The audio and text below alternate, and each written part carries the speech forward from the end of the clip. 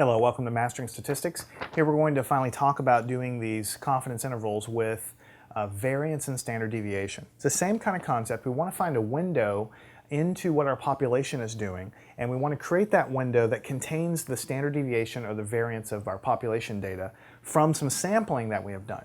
Now, what makes this a little bit different is that in order to do it with the variance and the standard deviation, we have to use the chi-square distribution. And that part of it you just have to accept. There's no proof of that I'm going to give you now, but you just have to accept that we're going to use that distribution. And since the chi-square distribution is not symmetrical, it leads to a little more cumbersome technique to get there. But once we outline it and do some problems, I think you'll understand it. So, but just kind of be ready for that. It's going to look a little bit different than the confidence intervals we've done in the past. The main thing I need to tell you though is remember from confidence intervals in general, usually what we do is we take our sample data and we say, okay, we have a value of 3 that we get from our sample data. That's going to be the middle of our confidence interval. And in the past, we have found a margin of error. We add that to the sample, the sample data that we got from our point estimate, and then we also subtract. That creates our confidence interval window. That's what we've done all up until now. But think about it for a second. The reason we were able to find a margin of error and add and subtract, the only reason we were able to do that is because in those other cases, those distributions were symmetrical. In other words, if you go from the middle and you look to the right, and then you go from the middle and you look to the left, you have an exact mirror image on both sides. So because of the symmetrical nature of those distributions, we could then take the point estimate, find a margin of error, and add and subtract this error. Right? But since this distribution is not symmetric, it's weirdly skewed, you can't just do that. You can't just add and subtract. So we're not going to be finding a margin of error, and we're not going to be adding and subtracting it to a point estimate like we've done before. So what we're going to end up doing is following this process. So this is confidence intervals for variance and standard deviation. And we are going to get to some problems, I promise you, but I have some overhead that I need to get through. The procedure. I'm going to write this down for you. I thought long and hard about whether I should write it down, but I really think it'll help you in the end. Even though if you don't understand all the steps right now, just kind of get through it with me and then just kind of stay with me, and then I promise I'll make it clear, but in the beginning you might not understand why I'm writing all this down. Okay, number one, from the samples that you obtain, the sample data that you have, you want to find what we're calling S squared. This is the variance of the sample data. S means sample data, variance, and then squared, that means variance. All right? So we want to calculate that. We can do that from sample data. We know how to find the variance when we have raw data. Okay? Number two, from the confidence level, which we're always given in the problem, we're going to find alpha, which is 1 minus c, and I just talked about that a minute ago. C is going to be 90%, 80%, you make it a decimal, 1 minus that, we're going to find that level of confidence alpha.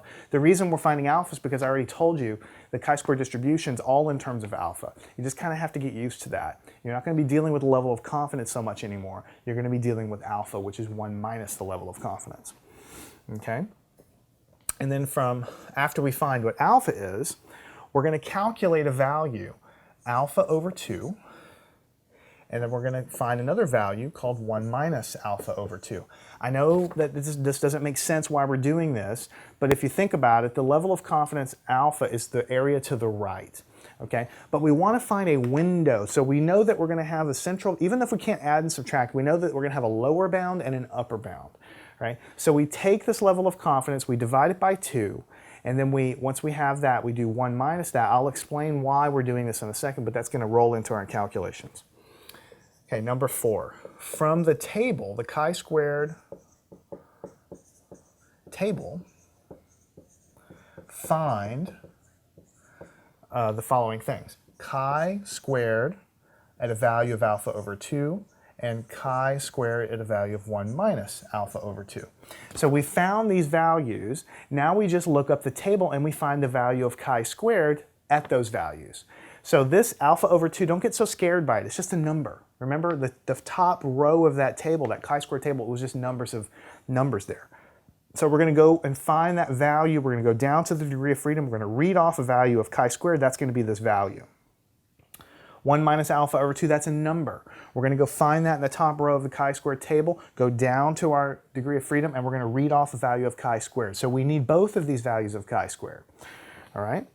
And then, once we have that, here's how you write down the confidence interval.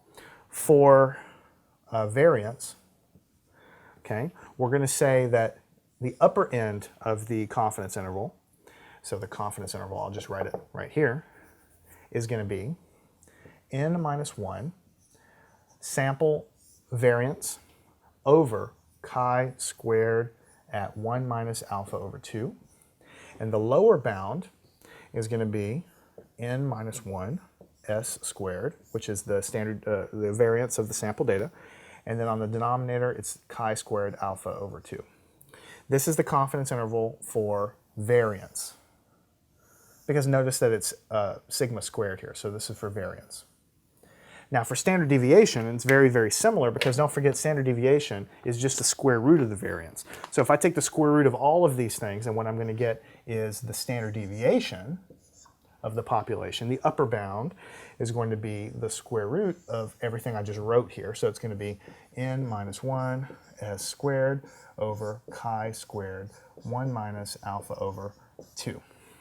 Okay, and then the lower bound is going to be a giant square root again and everything inside of here. So I have n minus 1 s squared chi squared alpha over 2. So what is the difference between these equations? Really, the only difference between them is that it depends on your problem. Sometimes your problem says, find a confidence interval for the standard deviation of the heights of people in North America. Well, then I'm going to be using this guy because this is a standard deviation.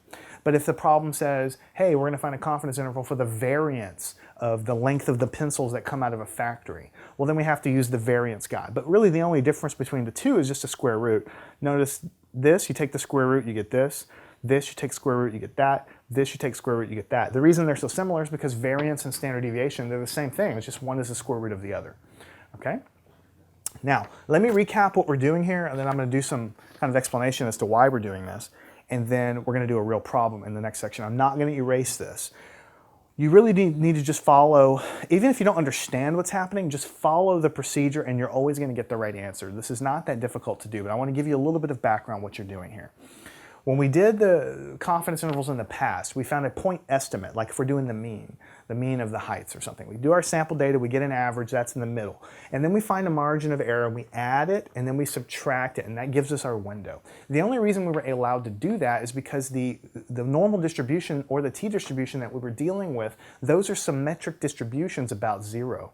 So because they're symmetrical, we can look at one side and subtract and add, and we know that we're going to get because of the symmetry there, that the boundaries on the top and the bottom of our point estimate should be symmetrical also. But this distribution, I've erased it already, but we've talked about it, it's not symmetrical at all. So you can't just add and subtract, okay? But what you are going to end up doing is you're going to end up finding this parameter called alpha over 2 and 1 minus alpha over 2, and you're going to find the values of chi squared at those numerical values. Remember the top row of that table there. Okay, this is going to end up relating to the lower bound. That's why it's down here. This one's going to end up relating to the upper bound over here. Let me do a little bit of an aside to show you, maybe give you a little bit of insight as to why we care. Here is going to be a chi-square distribution. It's not symmetrical. That's why I've got a long tail this way and I don't have one over here. Now, if we had a level of confidence, I told you we're not going to be dealing with levels of confidence much when we're talking about this, but let's just say they said, hey, do a confidence interval at 95% level of confidence. What that means from our previous discussion is that there's going to be a set of areas here, or a set of spots here, so that the interior here, this is 0.95. The level of confidence C, 95%, means 0.95, all right? That's going to be between the values of some chi-squared here and some chi-squared here. I don't want to write them down just yet, okay? And what that also means is that the leftover area on both sides here, this area plus this area together, is called alpha, which is 1 minus C, because the whole thing has an area of 1. So if we take 1 minus the central part here, this level of confidence, then alpha is going to be what's over here plus what's over here. Now in the previous types of confidence intervals. Everything was symmetrical. So the area over here and the area over here, you knew it was symmetrical. You could just kind of add and subtract, and you could use your table a lot more efficiently. But here, notice that even though this adds up to this over here, it doesn't really look the same. And the value of chi is not going to be symmetrical about anything like it was in the past. Okay? But what we can do is we can take this value of alpha and we can divide it by 2. And we can say that this area, let me see here. Let me do green. Okay? This plus this is alpha. So I can come over here and I can say that this is actually alpha over 2. Okay? So forgetting about the rest of this thing here, because with the leftover area was alpha, and we know that they are equal, it's just that they kind of look skewed and different from one another. This is alpha over 2. This is also going to be alpha over 2. We want to find this value of chi squared here. Now, we can go in our table and we can find that. If you remember back from the chi-squared table, if you look at the back of your book, you just go down the degrees of freedom and you have to go over to the appropriate column. And I said printed in the column was the value of alpha. So that number here that specifies the area to the right, because the chi-square distribution gives you the area to the right, just like the t-distribution. You look this number up and you read off of the table a value called chi-squared alpha over 2. That's where this comes from. It's because we have the area that's left over, we divide it by 2. This is the easiest one to think of because the table's already set up to give us the area to the right. This is what we read off, okay? And that goes into this calculation. Now, why do we have this term here, 1 minus alpha over 2? The reason is because this area over here is also alpha over 2. It is true because, you know, this is C. Both of these together are alpha, so we know this is alpha over 2, and this is also alpha over 2. So why can't we just use the similar procedure? Well, the reason is because when you go to the chi-squared table, notice this is the area to the left. The chi-squared table doesn't give us areas to the left. It's not set up to do that at all. So we can't find this value of chi-squared from looking at alpha over 2 because here this is specifying the area to the left of some value of chi-squared. And that table only gives us and is set up for areas to the right. Okay? So because of that, let me redraw it over here. I'm going to redraw it, and we're going to do the same thing here. Now I'm just going to redraw the left-hand side. This guy right here. If this is alpha over 2, this is alpha over 2, then let me ask you a question. What is the rest of this area all the way over here? Well, this is 1 minus alpha over 2, right? This is the area that we know must exist here. We want to find this value of chi-squared, but we cannot look this up in the table because this is the area to the left. So what we do is we say, okay, to find the value of chi-squared, we just take 1 minus alpha over 2, which must be this entire area, and we look this area up in the chart, and that gives us chi-squared 1 minus alpha over 2. And this value goes into this calculation. So the bottom line is we're trying to find a confidence interval so that we have our data in the middle, and then we have a lower bound and we have an upper bound. And we're saying that the population parameter falls between the upper and the lower bound. Okay? This bound comes from alpha over 2 over there, and this bound comes from the other side of the distribution, 1 minus alpha over 2. And that's basically how it's done. If you don't understand this, if you don't understand what I'm trying to say, I apologize. It's a little difficult to explain. I'm trying to do my best to tell you why. Because when I first looked at why we're doing 1 minus alpha over 2, it didn't make sense. We're only looking this up because of the way the tables are constructed. The tables are constructed so that you look up area to the right. That's what you're looking up in the top row when you look up that value of alpha. That's the area to the right. Okay? So in order to find this value, we need to find the area to the right. That's why it's 1 minus alpha. We didn't have to do it here because this is just alpha over 2. That already is the area to the right. So even if that's fuzzy, even if you don't totally understand everything I'm telling you, if you just follow this as a step-by-step process, you always get the right answer, right?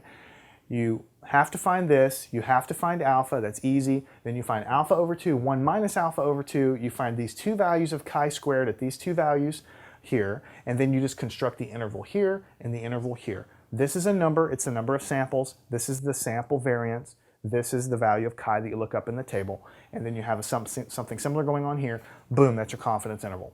at whatever level of confidence or level of significance you're talking about.